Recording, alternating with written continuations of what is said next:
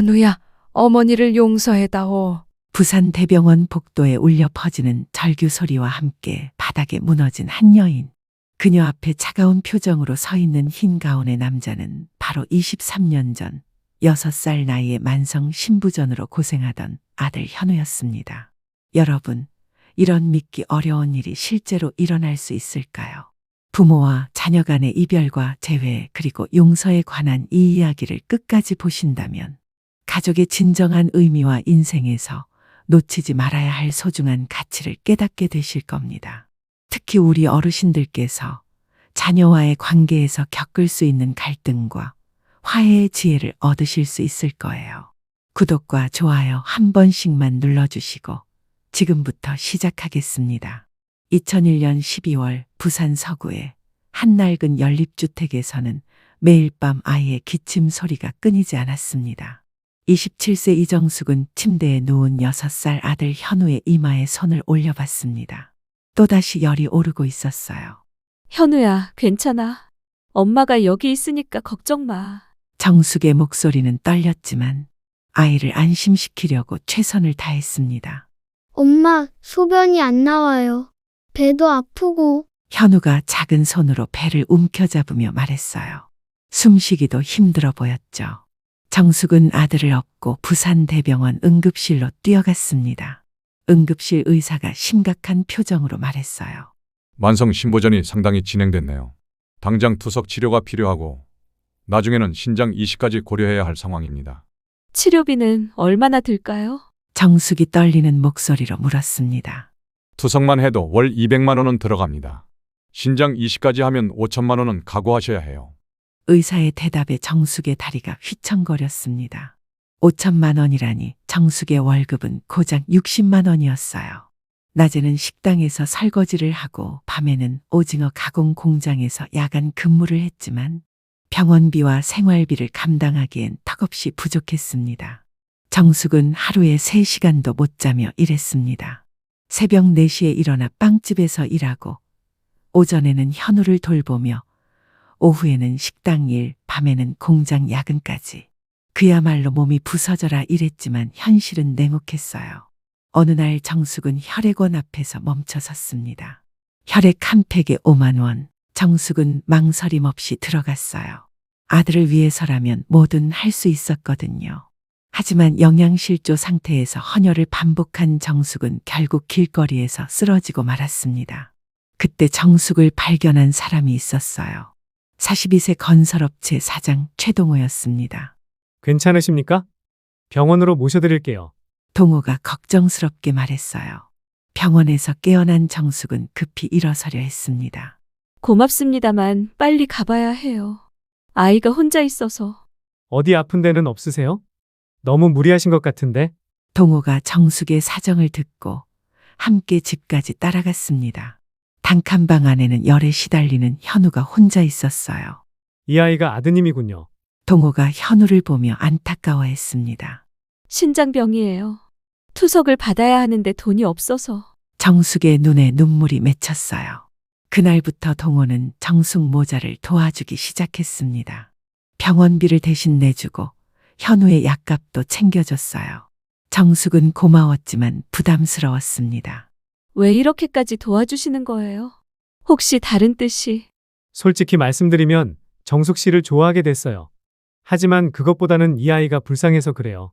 동호가 진심을 털어놓았습니다. 정숙은 당황했어요. 저는 아이가 있는 몸이에요. 그런 마음 받을 수 없어요. 하지만 동호는 포기하지 않았습니다. 매일 찾아와 현우를 돌봐주고 정숙의 일자리도 더 좋은 곳으로 구해줬어요.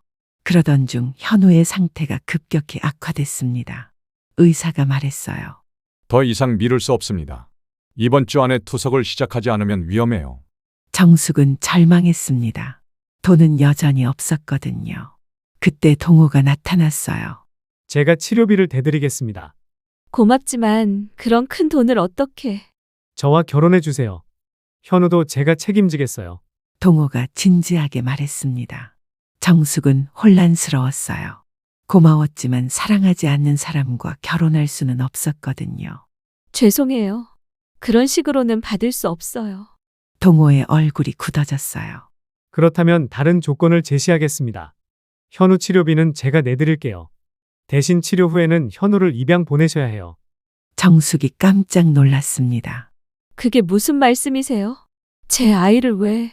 저는 완전히 새로운 출발을 원해요. 과거에 얽매이지 않는 깨끗한 시작 말이에요. 동호가 냉정하게 말했어요. 정숙의 가슴이 무너져 내렸습니다.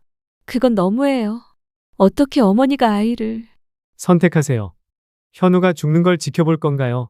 아니면 살려서 좋은 가정에 보낼 건가요? 정숙은 밤새 고민했습니다. 현우의 가쁜 숨소리를 들으며 가슴이 찢어지는 것 같았어요. 엄마 아파요. 현우가 중얼거렸습니다. 정숙은 현우의 손을 꼭 잡았어요.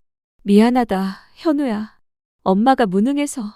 결국 정숙은 동호의 제안을 받아들이기로 했습니다. 아들의 생명이 가장 소중했으니까요. 알겠어요. 조건을 받아들이겠어요. 정숙이 떨리는 목소리로 말했습니다. 현명한 선택이에요. 현우는 분명 좋은 가정으로 갈 거예요. 동호가 안도했어요. 그런데 한 가지 더 조건이 있어요. 무엇인가요?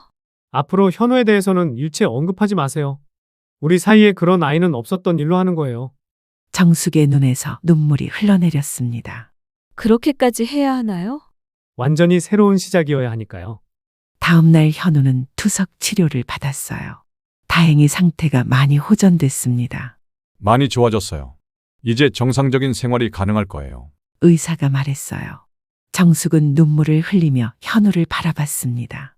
현우야, 이제 아프지 않구나. 엄마 고마워요. 이제 정말 좋아진 것 같아요. 현우가 환하게 웃었어요. 며칠 후 동호가 입양기관 직원과 함께 나타났습니다.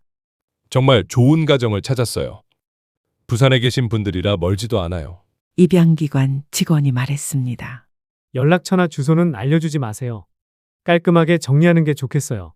동호가 단호하게 말했어요. 이별의 날이 왔습니다. 현우는 새 옷을 입고 작은 가방을 들고 있었어요. 엄마, 저 어디 가는 거예요? 현우가 순진하게 물었습니다. 정숙은 목이 메어 대답하기 힘들었어요. 현우야, 새로운 가족을 만나러 가는 거야. 정말 좋은 분들이야. 그럼 엄마도 같이 가요. 현우가 정숙의 손을 잡았습니다. 엄마는 못 가. 현우만 가는 거야. 왜요? 엄마 없으면 싫어요. 현우가 울먹였습니다.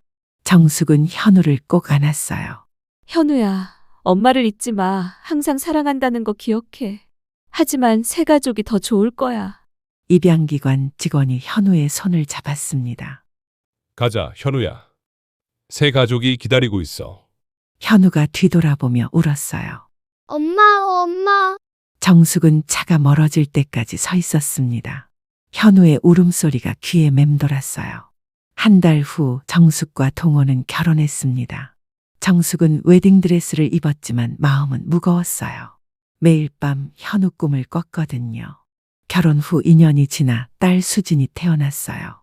정말 예쁘네요. 엄마를 닮았어요. 간호사가 말했습니다. 정숙은 갓난쟁이 수진을 보며 현우가 생각났어요. 현우도 이렇게 작고 귀여웠는데 지금은 얼마나 자랐을까. 동호는 수진을 무척 사랑했어요. 하지만 정숙은 수진을 볼 때마다 현우가 그리웠습니다. 수진이 5살이 되던 해 갑자기 물었어요. 엄마, 저한테 오빠 있어요? 정숙은 깜짝 놀랐습니다. 왜 그런 걸 물어보니?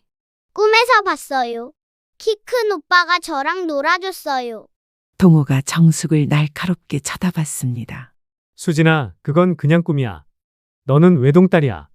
그날 밤 동호가 정숙에게 경고했어요. 절대로 현우 얘기하지 마세요. 수진이 알면 안 돼요. 하지만 언젠가는 알게 될 거예요. 그런 일은 없을 거예요. 2001년 6살 현우는 부산 금정구에 사는 박순자 할머니 댁에 위탁됐습니다. 당시 72세였던 박할머니는 혼자 살기 외로워서 아이 하나 키우겠다고 자원했어요. 이 아이가 현우구나. 참 잘생겼네. 박할머니가 현우를 보며 흐뭇해했어요. 할머니, 저 언제 엄마한테 가요? 현우가 순진하게 물었습니다. 박할머니는 마음이 아팠어요. 이 아이는 아직 엄마가 자신을 버렸다는 사실을 모르고 있었거든요. 현우야, 엄마가 지금 바빠서 못 와. 할머니랑 조금만 있자. 현우는 고개를 끄덕였습니다. 착한 아이였어요. 박할머니는 현우를 친손자처럼 키웠습니다. 아이가 워낙 똑똑하고 예의 바르니까 사랑할 수밖에 없었어요. 현우야, 공부 열심히 해서 훌륭한 사람이 되어야 한다. 박할머니가 늘 말했습니다. 네, 할머니. 열심히 할게요. 현우가 대답했어요. 현우는 초등학교부터 성적이 항상 1등이었습니다. 중학교에 올라가면서 박할머니의 건강이 나빠지기 시작했어요. 할머니, 괜찮으세요? 현우가 걱정스럽게 물었습니다. 괜찮다, 현우야. 할머니는 아무렇지도 않아. 하지만 박할머니는 당뇨와 고혈압으로 고생하고 있었습니다. 현우는 할머니를 돌보며 공부했어요. 할머니, 약 드셨어요? 혈압 재보세요. 현우가 세심하게 챙겼습니다. 고등학교에서도 현우는 전교 1등을 유지했습니다. 현우야, 너 부산대의대 충분히 갈 수 있어. 담임 선생님이 말했어요. 정말요, 선생님? 물론이지. 이대로만 하면 돼. 박할머니는 현우의 성공을 위해 모든 걸 희생했습니다. 자신의 병원비를 아껴서 현우 학원비를 댔어요. 드디어 수능을 보는 날이 왔어요. 결과는 완벽했습니다. 부산대 의대에 당당히 합격한 거예요. 할머니, 합격했어요. 현우가 뛰어가며 말했습니다. 정말이냐, 우리 현우가. 박할머니가 눈물을 흘리며 기뻐했어요. 하지만 등록금 문제가 있었습니다. 그때 부산대병원 원장 김 원장이 나타났어요. 김 원장은 어려운 학생들을 후원하는 걸로 유명했어요. 현우라는 학생 이야기를 들었는데 재능이 뛰어나다면서요. 김 원장이 박할머니를 찾아왔습니다. 제가 이 학생 학비를 후원하겠습니다. 대신 졸업 후에는 우리 병원에서 일해주세요. 정말 감사합니다. 은혜를 잊지 않겠습니다. 현우가 깊게 인사했습니다. 현우는 의대에서 최고의 성적을 거뒀습니다. 특히 신장내과에 뛰어난 재능을 보였어요. 현우야, 너는 타고난 신장내과 의사야. 교수님이 칭찬했습니다. 레지던트 과정도 순조롭게 마쳤고 부산대병원 신장내과에 정식으로 입사했어요. 박할머니는 현우가 의사가 된 지 3년 만에 세상을 떠났어요. 현우야, 할머니는 정말 행복했다. 너 같은 손자를 둬서. 박할머니의 마지막 말이었습니다.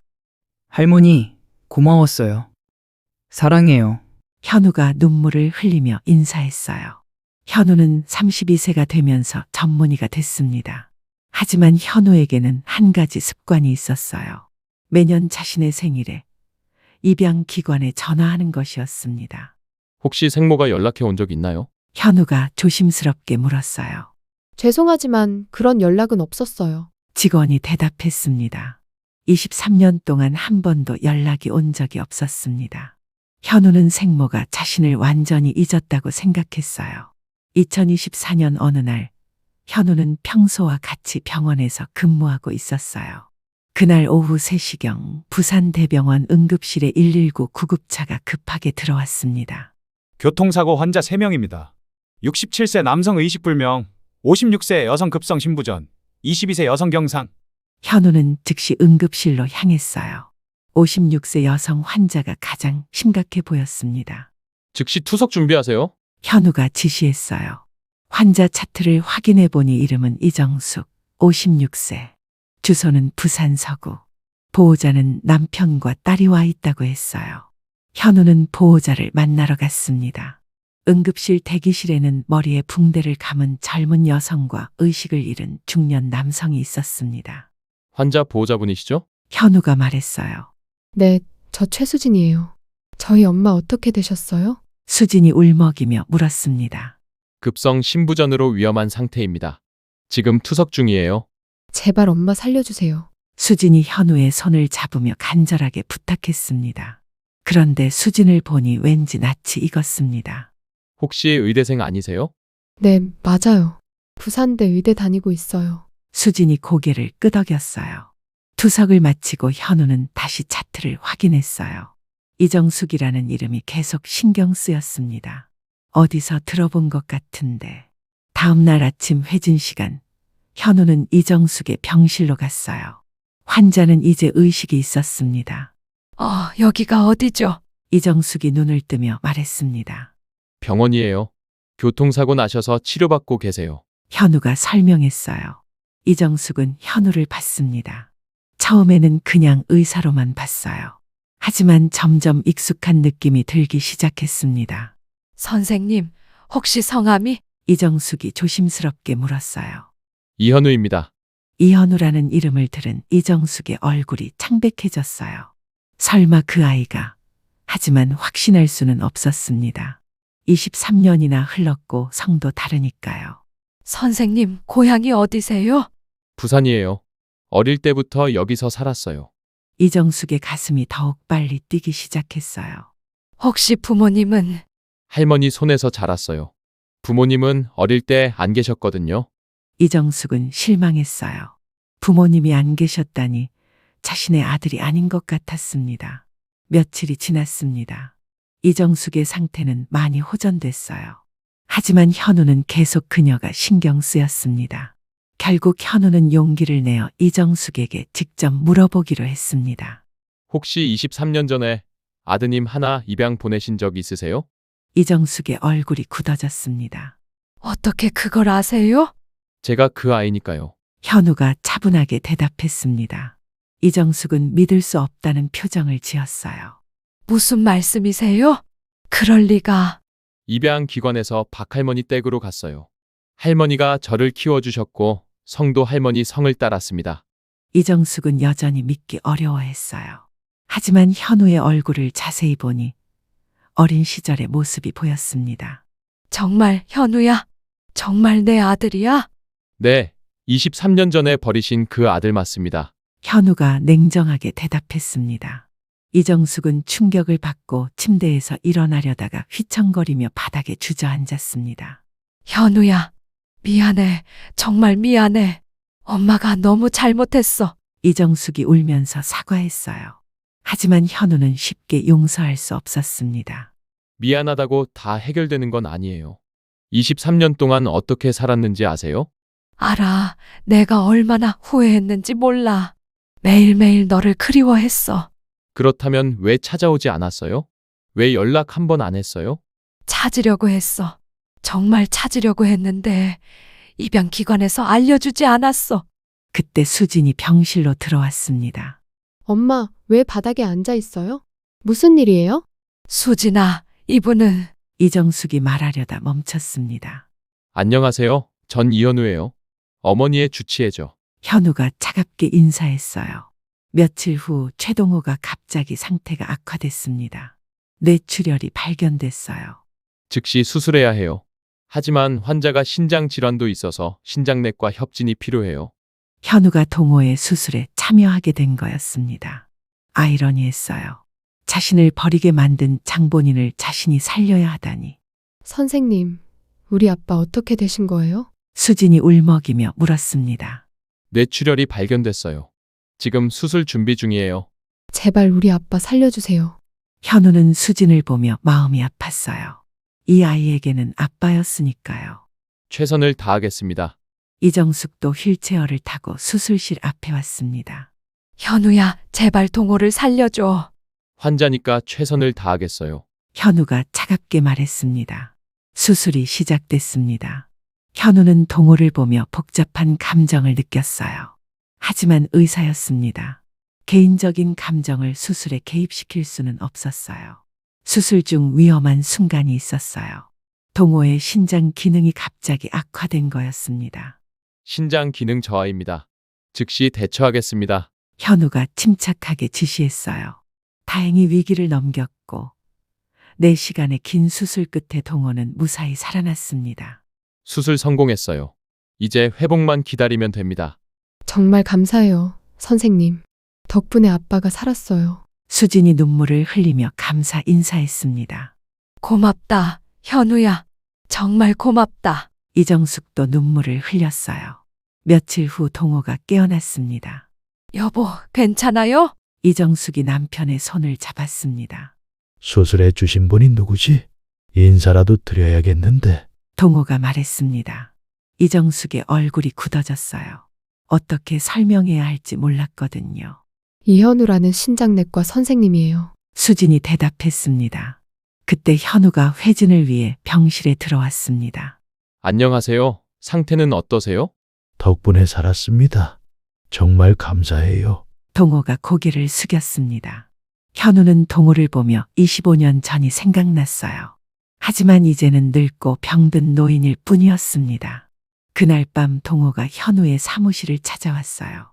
이 선생님, 늦은 시간에 죄송합니다. 아직 안정을 취하셔야 하는데 왜 나오셨어요? 꼭 드리고 싶은 말이 있어서요. 동호가 진지하게 말했어요. 혹시 23년 전에 신장 질환으로 치료받은 적 있으세요? 동호가 갑자기 물었습니다. 현우는 깜짝 놀랐어요. 왜 그런 걸 물어보세요? 저희 집사람이 23년 전에 아들 하나를 입양 보냈거든요. 그 아이 이름이 현우였어요. 현우는 더 이상 숨길 수 없었습니다. 맞아요. 제가 그 아이예요. 동호의 얼굴이 창백해졌어요. 역시 그랬구나. 미안하다, 현우야. 정말 미안하다. 동호가 갑자기 사과했어요. 왜 사과하세요?